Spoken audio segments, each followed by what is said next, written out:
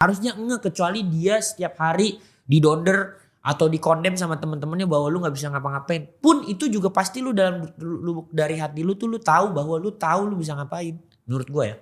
I see. Pasti ada sign gitu iya, dari. walaupun lu dikondem, di brainwash, lu nggak bisa ngapa-ngapain setiap hari sama 100 temen lu yang setiap hari lu ketemuin gitu ya. Ya itu pasti lu tetap tahu. Lu nggak akan pernah. Jadi gini. Permata jatuh ke tai juga kita tahu itu permata tapi di atas tai. Ibarat kata pas diangkat tetap permata gitu. I see. Tapi skill spesifik itu nggak melulu sesuatu yang tradisional ya. Kayak misalnya jago berhitung, jago menghafal. Gue kemarin podcast sama Nadia Omara, itu dia nemu untuk bikin YouTube karena teman-temannya bilang, Nadia kenapa ya lo kalau cerita ulang ke gue tuh mau dengerin.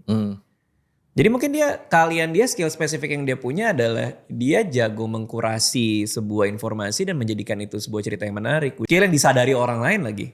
Sampai kayak dibikin YouTube sampai segede sekarang. Gue yakin kita pasti punya dan mungkin kita sering lewat ya.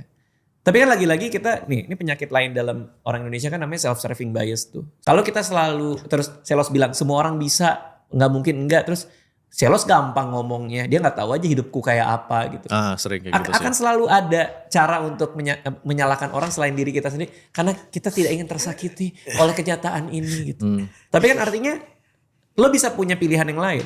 Untuk dengerin dan mikir. Tapi kan kita melihat halangan sebagai tantangan kan. Ya sama kayak lu juga harus kayak gitu. Lo kalau sekarang gak tahu apa, ya itu challenge-nya. Bukan jadi halangannya.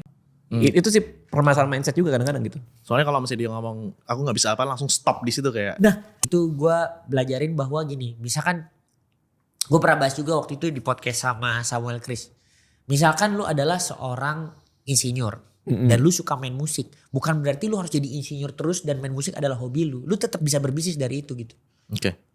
Lu bikinlah pedal efeknya terus lu jualan dan lu masih bisa main musik. Gimana caranya lu bikin pedal yang terbaik ya lu cobain terus pedal bikinan lu baru lu mass production. Itulah intinya. Jadi kayak semua itu tuh adalah satu kesatu.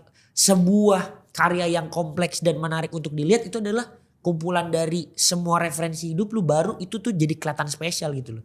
Bener. Kalau enggak itu akan jadi suatu hal yang sangat sederhana dan orang bilang ini gue juga bisa bikin nih di rumah gitu. Ya.